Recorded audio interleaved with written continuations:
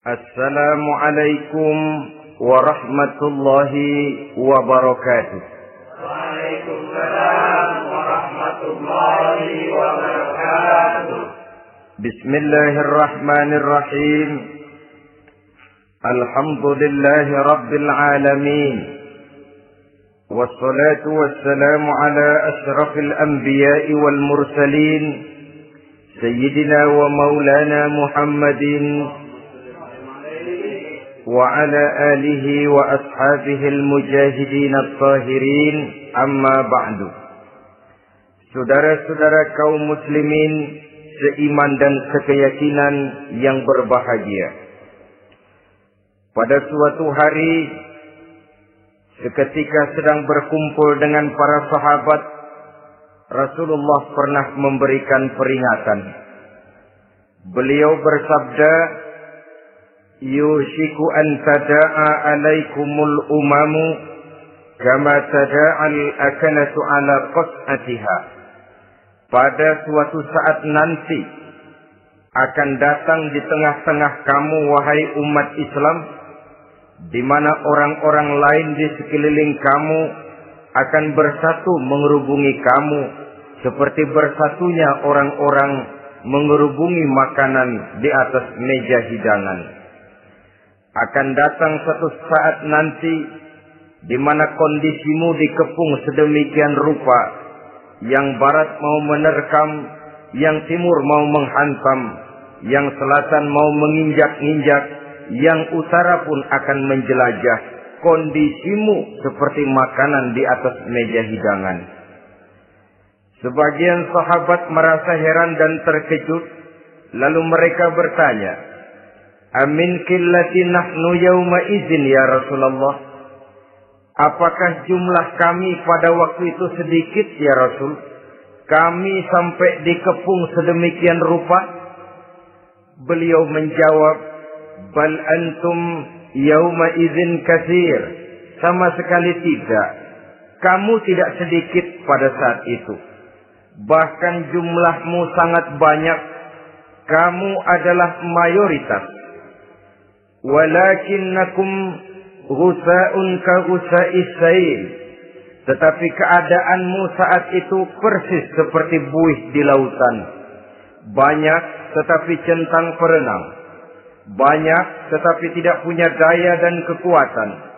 Banyak tapi dipermainkan gelombang lautan, dihempaskan ke tepian pantai tanpa punya makna dan arti. Kondisimu pada saat itu kuantitas yang tanpa kualitas, sehingga orang lain enak saja mengepung kamu. Akidahmu didangkalkan, dibanjiri dengan peradaban dan kebudayaan yang menjauhkan dari agama. Dari segi maksiat dan munkarat seluruhnya mengepung sampai kita melepaskan nilai-nilai Islam kita ini. Dan celakanya, sambung beliau, wal yanzi'anna fi qulubi aduwikumul mahabata minkum. Akan dicabut kehebatanmu di mata musuh-musuhmu. Sehingga pada saat seperti itu, orang lain memandangmu umat Islam enteng saja, remeh saja, tidak ada apa-apanya. Sudahlah, pokoknya umat Islam sikat saja. Umat Islam enteng, umat Islam kecil, umat Islam tidak ada apa-apanya. Alangkah ironinya, alangkah menyedihkannya, memilukan dan sekaligus memalukan. Umat yang mayoritas ini dipermainkan oleh yang minoritas. Umat yang jumlahnya terbesar, terbanyak, bahkan konon menurut catatan sampai 90%, tapi dipermainkan oleh mereka kelompok-kelompok kecil ini. Wal yakzifanna fi qulubikumul wahn. Pada saat itu di hatimu dicampakkanlah penyakit wahan. Sahabat kemudian bertanya, wa mal wahnu ya Rasulullah? Apakah penyakit wahan itu ya Rasul? Beliau menjawab, hubbud dunya wa karahiyatul maut. Penyakit wahan itu tidak lain hubbud dunya wa karahiyatul maut. Terlalu cinta kepada dunia dan terlalu takut kepada mati. Materialistis dan takut resiko. Dua penyakit inilah yang menyebabkan walaupun umat ini mayoritas, tapi dipermainkan oleh yang minoritas. Walaupun dia golongan terbesar, tapi nasibnya seperti makanan di atas meja makan. Dari segala macam penjuru mau menghantam dia. Saudara-saudara kaum muslimin yang berbahagia, ini merupakan analisa sosial bahwa pada suatu saat nanti akan terjadi di tengah-tengah umat di mana kita dihantam dan diserbu dari segala macam penjuru. Akidah didangkalkan, peradaban dan kebudayaan dirusak, makanan dan minuman diracuni, pakaian ditelanjangi dan lain sebagainya, sampai kita melepaskan nilai Islam yang kita cintai ini. Kondisi sosial ini satu saat akan datang kepada kita. Demikian analisa dan peringatan dari Rasulullah sallallahu alaihi wasallam. Marilah sekarang kita melihat, adalah benar bahwa di zaman sekarang kita insya Allah tidak akan mengalami perang Badar sehebat yang pernah dialami oleh Rasul dan para sahabatnya. Tetapi sesungguhnya perang yang kita hadapi di zaman sekarang ini tidak kalah hebatnya dengan perang Badar, tidak kurang dahsyatnya dengan perang Uhud, tidak kurang ngerinya dari perang Khandaq. Hanya saja yang kita hadapi sekarang ini bukan ujung pedang, bukan ujung tombak, bukan ujung panah. Yang kita hadapi sekarang ini adalah perang akidah, perang ideologi, perang mempertahankan keyakinan. Yang kalau kita kalah sekarang, kita memang masih beragama. Tetapi anak kita, cucu kita, generasi yang akan hidup 5, 10, 20, 30 tahun yang akan datang, wallahu a'lam bishawab. Islam, saudara-saudaraku, tidak mungkin hilang dari dunia. Tetapi tidak mustahil Islam gulung tikar dari desa kita. Tidak mustahil Islam gulung tikar dari kampung dan kota kita, jikalau kita tidak menjaganya, jikalau kita tidak memeliharanya, bahkan jikalau kita tidak mewariskannya kepada anak-anak kita, generasi yang akan datang. Marilah kita mengingat sejenak bagaimana Islam di Spanyol yang pernah jaya, pernah mewarnai daratan Eropa, dan yang sekarang hanya sekedar tinggal ceritanya saja. Ini pernah diperingatkan oleh Rasul dalam satu hadis, sayati ala ummati zamanun la yabqal Islam illa ismun wala minal Quran illa rasmun. Akan datang satu masa di tengah umatku di mana pada masa itu Islam ada tapi hanya tinggal sekedar namanya saja, dan Quran pun ada tapi cuma sekedar tinggal tulisannya saja. Apabila kita tidak mewariskan ini kepada generasi yang akan datang, maka serbuan-serbuan dari berbagai macam penjuru dari hari ke hari semakin kita rasakan kehebatannya. Tidak mustahil sejarah Spanyol akan terjadi di desa kita, akan terjadi di kampung kita, akan terjadi di kota kita. Orang Spanyol, kalau mereka cerita kepada anaknya, mereka akan cerita, nak, di sini dulu ada masjid. Kapan, Pak? Dulu benar dah. Banyak orang Islam kalau hari Jumat pada sembahyang, kapan itu, Pak? Dulu sekali. Sekarang cuma sekedar tinggal ceritanya saja. Bukankah sesuatu yang sangat tidak mustahil apabila kita tidak menjaga dan mewariskan Islam ini kepada generasi yang akan datang, maka serbuan-serbuan akan membawakan hasil yang diinginkan oleh para penyerbu itu tadi. Kita sudah menjadi umat yang mayoritas, tetapi umat yang mayoritas ini menurut Rasul dikepung sedemikian rupa, akidahnya didangkalkan, peradaban dan kebudayaannya ditekan sedemikian rupa, kehidupan sosialnya dibuat individualis, Kemudian dari segi pergaulan, pakaian, makanan, minuman dan sebagainya diracuni sampai dia tidak lagi berpegang teguh kepada agamanya. Dan dikala itu hilang kehebatan umat ini di mata musuh-musuhnya. Orang lain memandang kita ringan saja, enteng saja, satu umat yang sudah kehilangan wibawa. Padahal konon kabarnya kita mayoritas, tapi enak saja dikutak-kutik orang lain.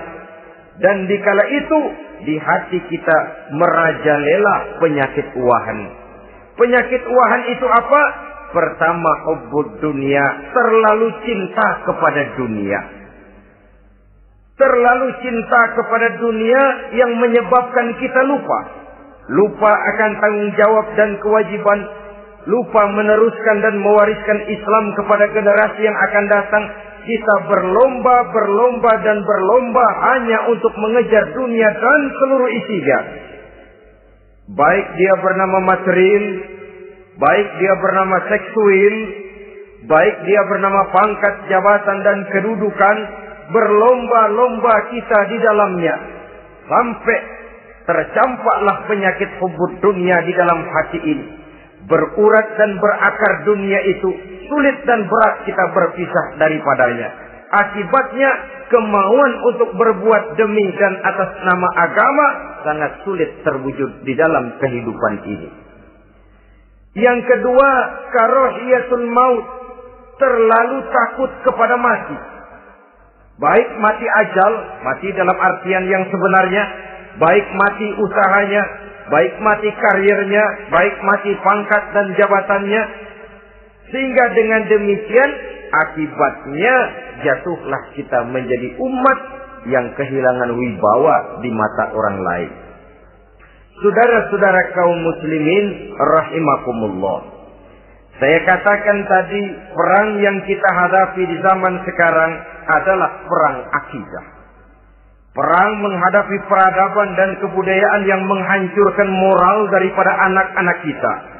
Perang menghadapi banjirnya maksiat dan munkarat. Yang di tengah-tengah itu, di samping berkewajiban menjaga diri dan keluarga, kita pun juga berkewajiban menjaga anak-anak kita, generasi yang akan datang. Mengarahkan dan mendidik mereka sesuai dengan yang dikehendaki oleh Allah Subhanahu wa ta'ala. Oleh sebab itu, pada pertemuan kali ini yang akan saya bicarakan ialah bagaimana idealnya seorang muslim lebih dahulu memberikan pendidikan kepada anak-anaknya. Di tengah satu situasi dan kondisi di mana serbuan datang silih berganti melanda dan menghantam umat Islam, kemana anak-anak kita ini harus kita arahkan? Karena kita orang tua mempunyai tanggung jawab. Anak adalah amanah. Menyia-nyiakan amanah adalah dosa. Dan dosa itu merupakan satu dosa yang besar. Bahkan orang tua bisa saja masuk neraka kalau tidak bertanggung jawab tentang anak-anaknya. Satu riwayat menjelaskan ada orang soleh. Ngajinya cukup. Sholatnya cukup. Puasanya cukup. Zakatnya cukup. Di mana ada majelis taklim hadir. Baca Quran hobi. Fitnah orang tidak pernah. Di akhirat setelah disidang dia ternyata lebih banyak kebaikannya daripada kejahatannya. Maka dia pun diperintahkan dan dipersilahkan masuk ke dalam surga. Giliran anaknya disidang. Biang okem nih anak. Ditanya, siapa Tuhanmu? Tidak tahu. Siapa nabimu? Tenyaho. Apa kitabmu? Ora gelem. Kamu pernah sholat? Tidak. Zakat? Tidak. Puasa? Tidak. Judi? Hobi. Zina? Tiap malam. Mabuk? Berat. Wah, brengsek kamu. Kebaikan tidak ada barang sedikit pun, sementara kesalahan dan dosa berlipat ganda. Kamu neraka. Anak ini protes. Benar, saya tidak kenal siapa Tuhan saya. Saya tidak tahu siapa nabi saya. Saya tidak tahu kitab suci dan kiblat saya. Saya tidak sholat, tidak zakat, tidak puasa. Tiap malam saya judi, saya zina, saya mabuk.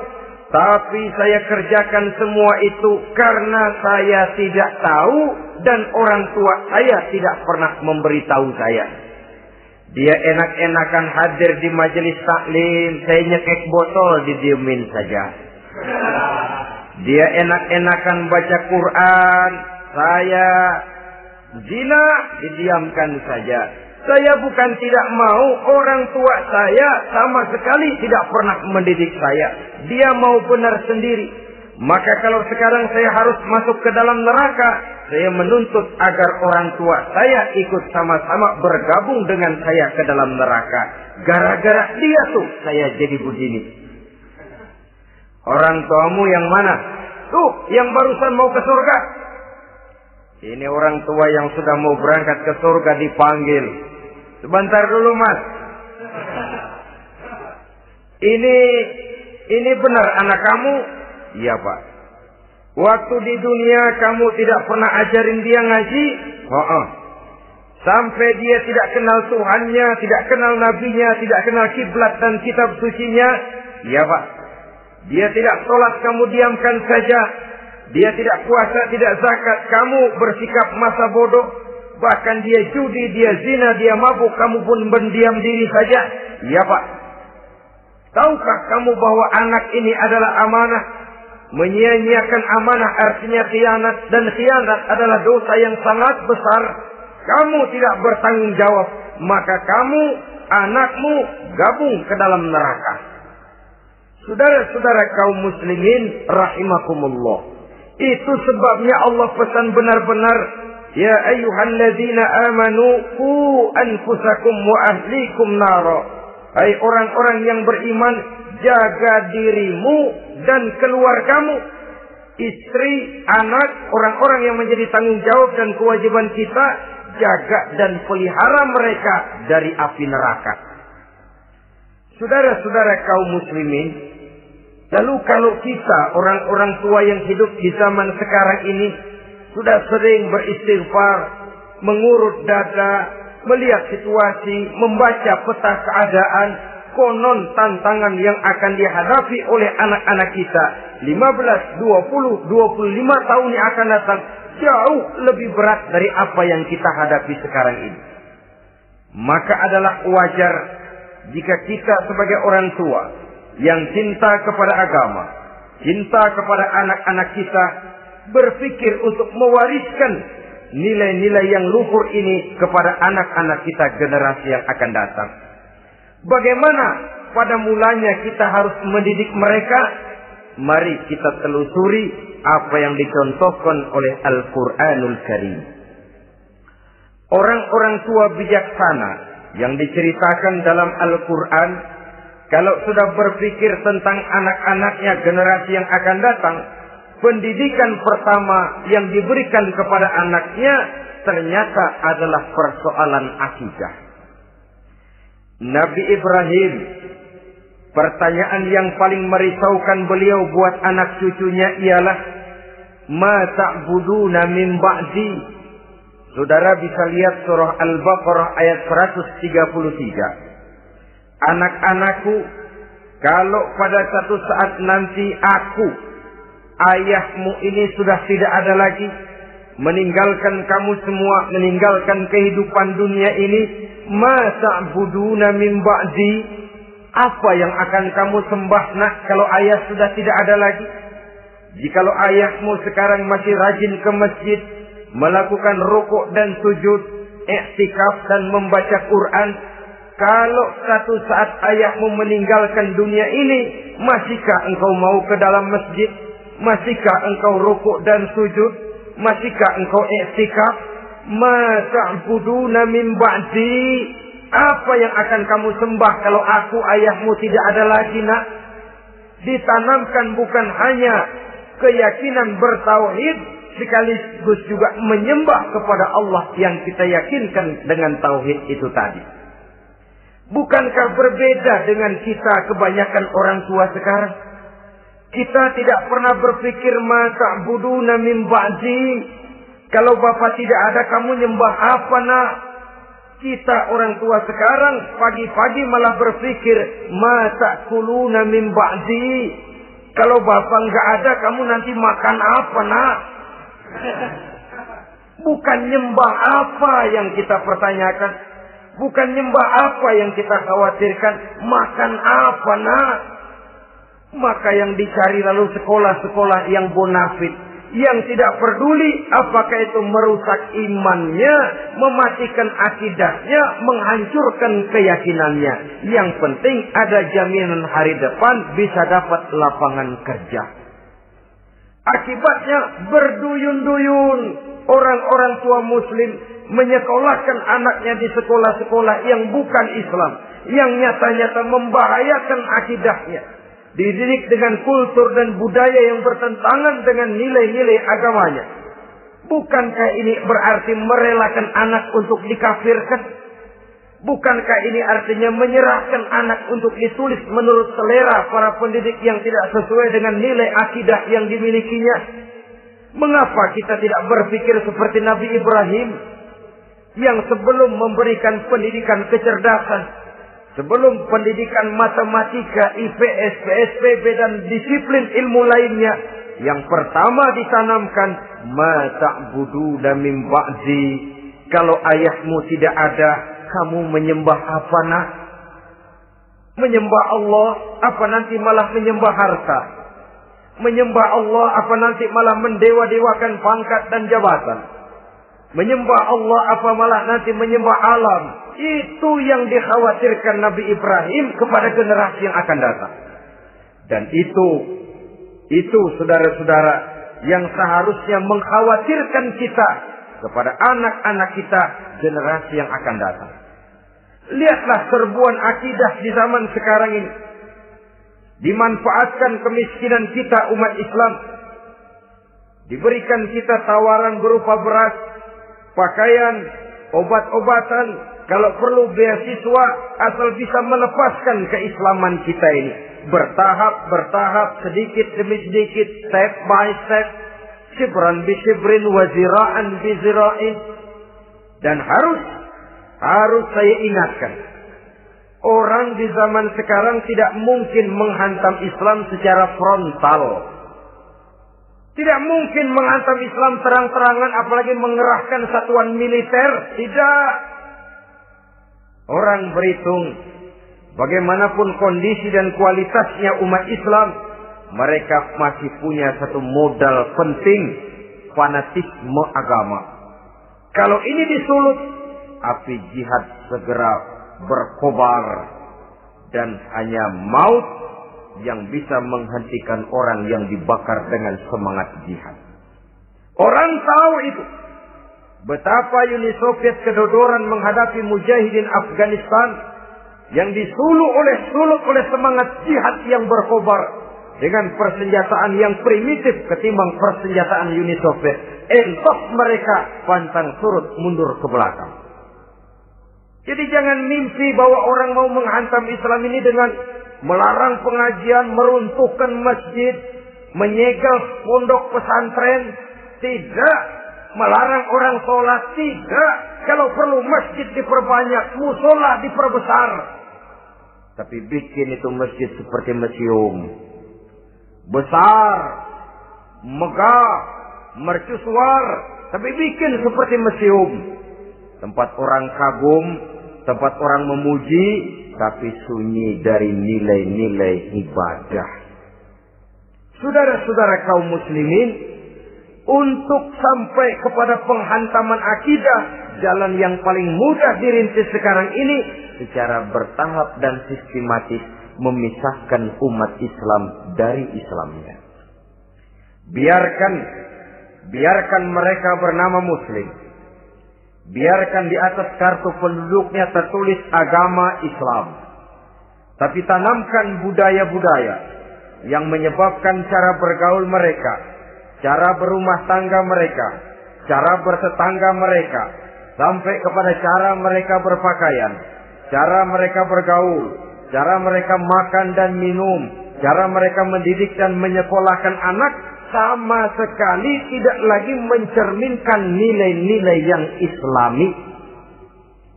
Itu sudah satu usaha yang paling praktis, memisahkan umat Islam dengan Islamnya. Kalau sadarlah kita ke arah ini usaha orang di zaman sekarang, maka yang harus pertama kita tanamkan kepada anak-anak kita, didik mereka dengan jiwa tauhid yang mengkrispal di dalam batinnya, meresap sampai ke tulang sumsumnya, yang tidak akan sampai pun nyawa berpisah dari badannya. Akidah itu tidak akan berpisah dari hatinya. Bahkan dia sanggup dengan tegar berkata, lebih baik saya melarat karena mempertahankan iman daripada hidup mewah dengan menjual akidah. Satu khitbah, satu garis kehidupan yang perlu kita wariskan kepada anak-anak kita, generasi yang akan datang. Dahulu ada satu tradisi, saudara-saudara. Kalau anak gadis kita dilamar orang lalu bertanya, anakmu mau ngelamar gadis saya, apa sudah khatam Quran berapa kali? Apa sudah bisa baca kitab macam-macam dan lain sebagainya? Sehingga lahirlah satu kebanggaan. Apapun motifnya, tapi pertanyaan semacam ini zaman sekarang sudah langka. Paling-paling yang ditanya kalau anaknya dilamar orang, anakmu kerja di mana? Gajinya sebulan berapa? Kendaraannya bebek apa soang? Apa-apa? Itu yang kita pertanyakan, berkisar di seputar materi, kerja, job, status sosial, dan lain sebagainya. Perkara bisa baca Quran atau tidak, nomor 18. Perkara sembahyangnya rajin apa tidak, nomor 36. Saudara hadirin, akibatnya terjadi pergeseran nilai. Maka mendidik anak menurut tuntunan Quran adalah seperti yang diberikan contoh oleh Luqmanul Hakim, yang diceritakan dalam surah Luqman mulai ayat 11 dan selanjutnya. Apa pendidikan pertama yang harus kita berikan kepada anak? Pertama, ya bunayya la tusyrik billah. Wahai anakku, jangan sekali-kali engkau menyekutukan Allah. Nah, jaga tauhid, pelihara iman, mantapkan akidah. Ini dasar yang pertama. Belum lagi anak mengenal berbagai macam disiplin ilmu, yang pertama ditanamkan tauhid. Ini yang mendasari kehidupan. Ini yang akan menjadi mewarnai dan menjadi warna dari kepribadian seseorang. Sentuhan jiwa tauhid di dalam diri si anak. Belum lagi sempat dia kenal yang lain. Yang pertama yang kita tanamkan, kita wariskan, kita berikan, la tusyrik billah. Jangan sekali-kali menyekutukan Allah. Nah, kalau ini sudah tertanam, ini sudah merupakan satu fondasi yang kuat. Selebihnya nanti tinggal melihat bakat si anak, kemana dia harus dididik. Yang terpenting nilai iman lebih dahulu tanamkan. Dan untuk menghancurkan nilai keimanan, saudara-saudara, saya katakan, ingatkan kepada hadis di awal tadi, dikepung kita dari berbagai macam penjuru agar bisa melepaskan nilai-nilai iman dan keyakinan. Proses pendangkalan akidah, ditanamkan keraguan kepada agama, ditanamkan rasa malu beragama. Sholat malu, baca Quran malu, berangkat ke masjid malu, pakai jilbab malu. Ditanamkan rasa malu beragama. Sehingga bertahap sedikit demi sedikit kita mulai berpisah dengan kehidupan beragama. Ditanamkan hal yang sedemikian rupa dari berbagai macam penjuru. Dihantam akidah. Akidah kuat. Dihantam dari segi peradaban dan kebudayaan. Diperbanyaklah peradaban dan kebudayaan yang bukan mendekatkan kita dengan agama, malah mendekatkan kita dengan neraka. Menjauhkan kita dari agama, menjauhkan kita dari nilai-nilai luhur yang diwariskan oleh orang-orang tua kita terdahulu. Adalah kewajiban kita yang pertama, mendidik anak, menanamkan roh, jiwa, dan semangat tauhid di dalam diri mereka. Saudara-saudara kaum muslimin rahimakumullah. Kenapa kita lebih dahulukan menanamkan jiwa, roh, dan semangat tauhid ini kepada anak-anak kita? Pertama, kita tidak hanya ingin sekedar mempunyai anak yang pintar, tetapi lebih daripada itu kita pun ingin mempunyai anak yang benar. Segala macam disiplin ilmu, segala macam bentuk penalaran ilmiah dan pengisian intelektualitas manusia mungkin di satu sisi akan membuat dia pintar, tapi di sisi lain belum tentu akan membuat dia benar. Nabi pernah memberikan peringatan, "Man izdada ilman wa lam yazdad huda, lam yazdad minallahi illa bu'da." Orang yang hanya bertambah ilmu pengetahuannya, tapi tidak bertambah hidayah dari Allah, tidak makin mantap keimanannya, maka seluruh nilai-nilai ilmunya hanya akan menjauhkan dia dari Allah Subhanahu wa ta'ala.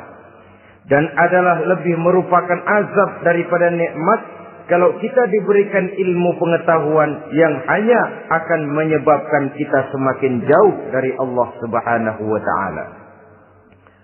Yang kedua, sesungguhnya roh, jiwa, dan semangat tauhid yang melekat dalam diri anak pada puncaknya akan melahirkan satu disiplin murni yang tumbuh dari dalam dirinya sendiri, di mana si anak dalam kehidupannya merasakan dimanapun dia berada, kemanapun dia pergi, ia selalu merasakan kehadiran Allah dekat dalam hidupnya. Ia sadar sesadar-sadarnya bahwa tidak ada satu perbuatan yang bagaimanapun kecilnya yang bisa disembunyikan dari kekuasaan Allah Subhanahu wa ta'ala. Yang ketiga, dengan penanaman roh, jiwa, dan semangat iman ini, maka diharapkan anak-anak nanti pada pertumbuhannya sanggup mengendalikan hawa nafsunya. Dengan kata lain, bahwa penanaman jiwa tauhid, penanaman roh dan semangat keimanan ini merupakan kondisi dasar yang harus dilakukan sebelum yang lain-lainnya. Kemudian pendidikan kedua yang diberikan oleh Al-Quran melalui contoh dan model dengan Luqmanul Hakim ini, setelah menanamkan tauhid, ditanamkanlah kepada si anak ini rasa hormat kepada orang tuanya. Wa wasainal insana biwalidayhi, dan kami wasiatkan kepada manusia untuk berbakti kepada ibu bapaknya. Hamalathu ummuhu wahnan ala wahnin, karena ibunya telah mengandungnya dengan kepayahan di atas kepayahan. Maksudnya dengan kepayahan dan kelelahan yang berlipat ganda. Sehingga ketika Rasul ditanyakan orang, "Ya Rasul, siapa yang paling harus saya taati di dunia ini?" Beliau menjawab, "Ibumu." Kemudian, "Siapa lagi ya Rasul?" "Ibumu." Setelah itu, "Siapa lagi ya Rasul?" "Ibumu." Dan kemudian, "Siapa ya Rasul?" "Bapakmu." Ibu, ibu, ibu, bapak. Bahkan al-jannatu tahta aqdamil ummahat, surga berada di bawah telapak kaki ibu. Bagaimana menanamkan rasa hormat kepada orang tua di hati anak? Tentu yang pertama, bagaimana orang tua bisa memberikan keteladanan. Marilah kita sebagai orang-orang tua ini menyadari bahwa sebelum anak kenal sekolah dasar, sebelum anak kenal TK, ibtidaiyah, sanawiyah, sampai kepada perguruan tingginya, yang pertama dia kenal adalah lingkungan rumah tangganya, gurunya adalah ibu bapaknya. Di sini berlakulah apa yang dinamakan keteladanan. Keteladanan jauh lebih berhasil daripada sekedar teori-teori yang muluk. Keteladanan jauh lebih berhasil daripada berbagai macam indoktrinasi dan penataran. Kurangnya keteladanan akan menyebabkan anak mencari pola. Apabila kita orang tua ini tidak bisa memberikan keteladanan yang baik kepada anak-anak kita, maka pada suatu saat anak-anak akan menganggap enteng dan kehilangan wibawa kita sebagai orang tua di mata mereka. Dikala itu akan sangat sulit kita membentuk kepribadian mereka. Bukankah di zaman sekarang ini kita banyak mengalami krisis wibawa, krisis figur? Ada yang karena rapotnya merah melulu, gurunya dikeroyokin. Pak guru pulang sekolah dicegat. Bahkan nyaris ada orang tua pernah dibunuh oleh anaknya sendiri. Dan lain sebagainya, kasus-kasus yang sebenarnya tidak perlu terjadi. Karena memang bukan saja bertentangan dengan nilai budaya kita sebagai bangsa, tapi juga bertentangan dengan ajaran agama kita sendiri. Krisis wibawa, krisis figur, yang juga akibatnya harus kita sadari banyak faktor yang membentuk kepribadian anak. Pergaulannya, yang dibacanya, yang ditontonnya, yang disaksikannya di dalam kehidupan. Benar kita menyekolahkan mereka, tapi berapa jam mereka di sekolah? 6 jam, 7 jam paling lama. Sedangkan mereka hidup satu hari satu malam 24 jam. Kalau cuma 7 jam di sekolah, ini berarti lebih banyak dia di luar sekolah. Dan di luar sekolah itu artinya ya rumah tangganya, ya temannya, ya lingkungan di mana dia tinggal, yang seluruhnya sangat besar pengaruhnya dalam ikut membentuk kepribadian anak-anak kita. Saya katakan tadi, di samping kita menghadapi perang akidah, kita pun berhadapan di dalam perang menghadapi peradaban dan kebudayaan yang bukan saja menjauhkan kita dari agama, tetapi sanggup menghancurkan moral daripada anak-anak kita. Secara pribadi, saudara-saudara, saya iri, saya kagum misalnya dengan kemajuan yang diperoleh oleh negara tetangga kita, Jepang misalnya. Padahal tahun 45 ia pun hancur lebur oleh meledaknya atom di Hiroshima dan Nagasaki. Tapi bagai satu tenaga raksasa kemudian Jepang bangkit. Menjadi satu negara superpower di Asia. Bahkan gurunya saja Amerika sekarang ini kewalahan menghadapi perang dagang dengan Jepang ini. Dan yang menarik, Jepang bisa maju dan modern dengan tetap menjadi Jepang. Tanpa harus kehilangan identitasnya sebagai satu bangsa. Tanpa harus kehilangan kepribadiannya sebagai satu bangsa. Sebagai negara yang sedang berkembang, kita sering latah. Kita ingin meniru Barat, tapi bukan teknologinya, westernisasinya yang kita tiru. Bukan isinya, kulitnya yang kita ambil. Akibatnya apa? Modernnya belum, orangnya sudah Barat. Bergaulnya sudah cara Barat, berumah tangganya sudah cara Barat, berpakaiannya sudah cara Barat, mendidik anaknya sudah cara Barat. Di mana ketemu orang tua cukup hello daddy. Kulitnya kita ambil, sementara isinya kita campakkan. Ironi dan menyedihkan. Padahal kita sesungguhnya bisa maju dan modern. Bisa mengejar segala ketinggalan dan keterbelakangan kita. Dengan tetap menjaga nilai-nilai luhur budaya kita sebagai satu bangsa.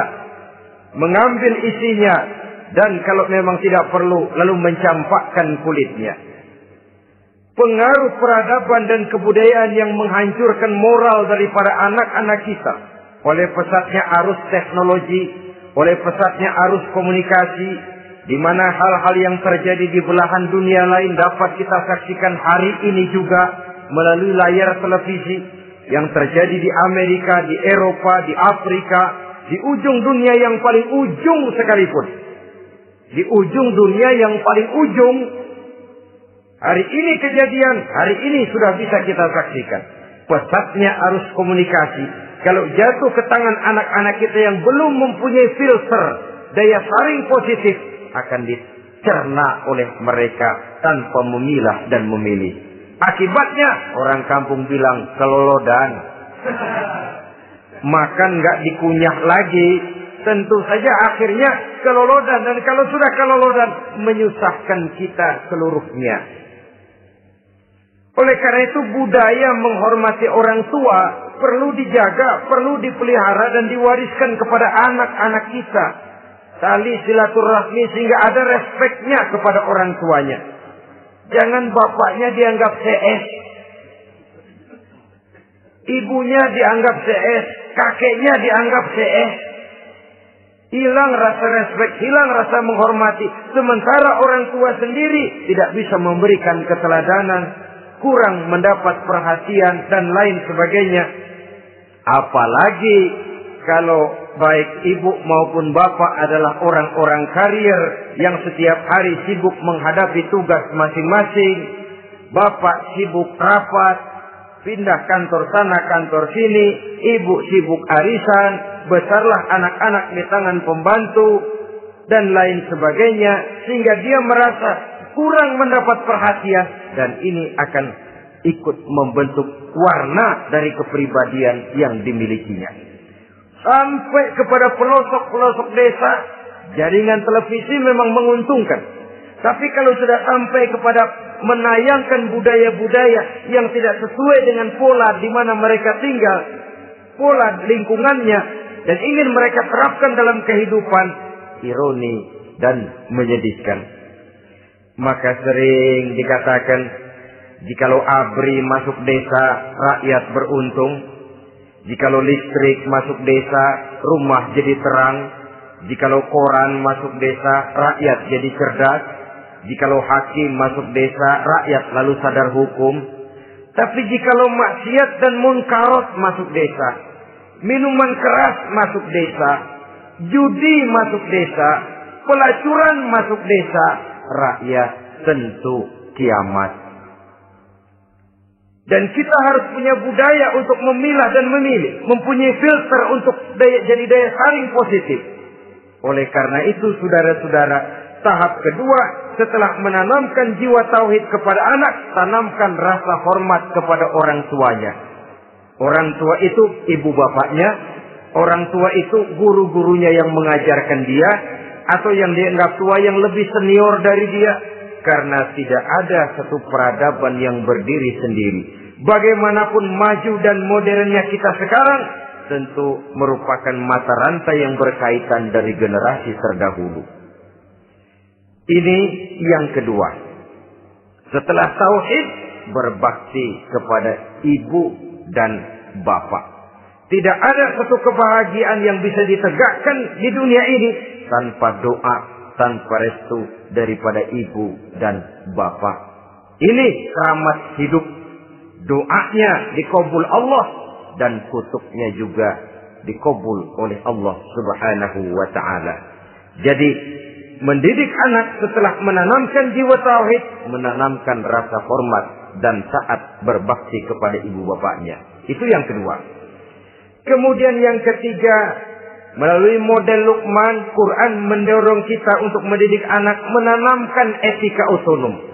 Apa itu?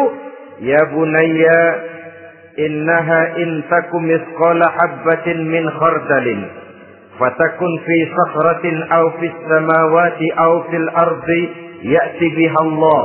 Wahai anakku, sesungguhnya kalau ada satu kebaikan yang kamu kerjakan, kecil, tidak nampak oleh pandangan mata yang zahir, yang kecil itu tersembunyi di puncak langit, di dasar bumi yang paling dalam, atau di tengah batu hitam sekalipun, Allah pasti mengetahuinya dan pasti akan memberikan balasan yang seadil-adilnya. Pendidikan apa ini? Pendidikan moral. Menanamkan etika otonom.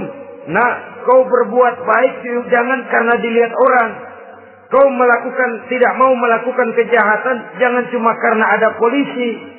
Kalau ada polisi kau tidak mau jahat, kucing juga begitu. Coba lihat kucing. Taruh ikan asin di piring kaleng, tongkrongin. Aduh, kucing kalem, sopan, tenang. Sedikit kita lengah, habis ikan digarap. Tapi ditanamkan satu kesadaran, kemanapun kau pergi, apapun yang kau kerjakan, tersembunyi di tengah batu, di dasar bumi, di puncak langit, Allah pasti tahu. Dalam bahasa yang ringan, Kita ini diawasi oleh 2 hiperkomputer yang maha sensitif. Produksi langit, mereknya Rockheed dan Asid. Itu komputer yang sangat peka dan sensitif. Jangankan kita berbuat, kita berniat baik saja, komputer sudah nyatet sendiri. Inilah yang orang sekarang namakan waskat, pengawasan malaikat. Kalau hidup sudah merasa diawasi oleh malaikat, waskat berhasil. Tapi kalau waskat sudah diawasi malah nekat, itu yang gagal. Atau yang diawasi dan yang mengawasi sama-sama sepakat, itu juga bisa cincai. Saudara-saudara kaum muslimin rahimakumullah. Waskat dalam pengertian kita muslim, bagaimana hidup ini merasakan diawasi oleh malaikat. Intelektualitas yang tinggi sekalipun, IQ yang nilainya plus sekalipun, disiplin ilmu yang bagaimanapun banyak yang memenuhi benak kita tanpa diiringi oleh etika otonom, orang sering mencari celah dan kesempatan. Mencari celah dan kesempatan. Tapi kalau sudah merasa kemanapun saya pergi, dimanapun saya berada, kebaikan bagaimanapun sekecilnya saya lakukan, toh Allah pasti akan memberikan balasan. In khairan fa khairun wa in syarran fa syarrun. Jikalau baik, baik balasan yang kita terima. Jikalau jahat, jahat kejahatan yang kita terima.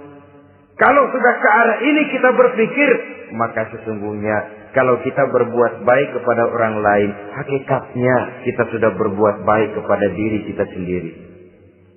Lalu tidak ada merasa rugi berbuat baik kepada orang. Karena manakala dia melakukan kebaikan kepada orang lain, artinya dia sudah berbuat baik untuk dirinya sendiri. Jadi setelah tauhid, kemudian berbakti kepada ibu bapak, yang ketiga baru pendidikan tentang akhlak, tentang moral. Pola ini yang sering terlupakan oleh kita. Bahwa bagi kita itu pendidikan tidak lain upaya mencerdaskan otak anak. Jangan sampai sebab ini kelihatannya pembangunan makin maju, persaingan hidup makin tajam, tensi ekonomi semakin tinggi. Sementara jumlah tenaga kerja dengan lapangan kerja yang tersedia jauh dari mencukupi.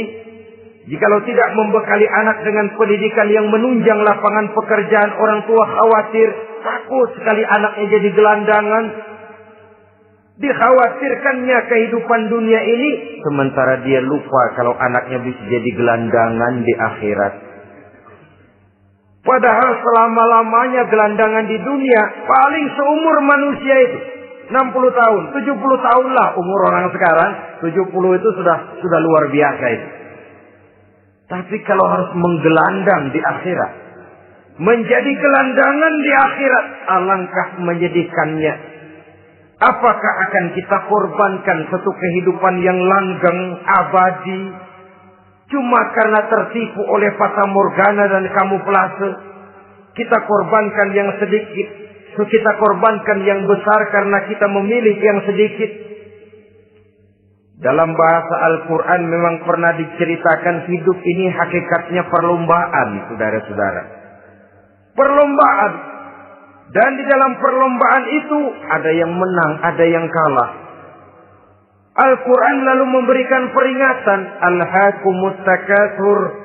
Kamu telah lalai karena berlomba-lomba memperbanyak harta, mempertinggi pangkat dan kedudukan, hatta zurtumul maqabir, sampai kamu akan masuk ke liang kubur baru sadar. Apalagi kalau nafas sudah sampai di tenggorokan, persis Fir'aun sudah tenggelam di lautan merah, mau mampus, baru dalam sekaratnya amantu bi Rabbi Musa wa Harun. Kalau begini caranya, saya juga percaya kepada Tuhan Musa dan Harun. Percaya kepada Allah. Sudah mau mati, baru amantu bi Rabbi Musa. Kami percaya kepada Tuhan Nabi Musa, kata Fir'aun. Malaikat maut kesal benar, dilelepin terus di laut. Mampus terus sekalian. Hidup ini memang kita berlomba. Berlomba dengan waktu. Berlomba dengan umur. Berlomba dengan tenaga. Berlomba dengan tetangga. Yang jangankan kita sampai mundur. Berhenti saja sejenak. Kita akan ditinggalkan oleh yang lain. Tiada kata mundur. Bahkan tiada kata berhenti. Sekali kita melangkah. Melangkahlah terus. Tapi berlombalah seperti yang dikehendaki Quran. Fastabiqul khairat. Berlomba-lombalah di dalam kebajikan. Jangan berlomba-lomba di dalam kemaksiatan, kemunkaran, kejahatan. Berlombalah dalam urusan kebaikan. Saudara-saudara kaum muslimin rahimakumullah. Tauhid, berbakti kepada ibu bapa, kemudian pendidikan tentang moral. Apabila pendidikan tentang moral sudah tertanam, barulah lihat bakat si anak. Kemana bakatnya? Anak saya kelihatannya dari kecil demennya main bedil-bedilan saja. Berikan itu. Kirim ke Magelang, masukkan akabri. Tapi dengan syarat 3 itu tadi. Iman sudah tertanam, rasa bakti kepada ibu bapak sudah ada dan punya nilai moral. Sehingga boleh jadi nanti dia menjadi jenderal yang beriman, yang berbakti kepada ibu bapaknya dan punya moral yang tinggi. Kan lebih baik rakyat rendah tapi akhlaknya tinggi daripada pejabat tinggi tapi moralnya rendah. Jauh lebih baik rakyat rendah punya moral tinggi ketimbang pejabat tinggi punya moral rendah. Nilai moral ini yang jadi ukuran dan barometer di masyarakat. Yang ini yang sering kita lupakan. Bahwa kehancuran satu bangsa dimanapun di dunia ini selalu dimulai dengan kehancuran moral daripada bangsa itu sendiri. Sekarang membina nilai moral ini berat.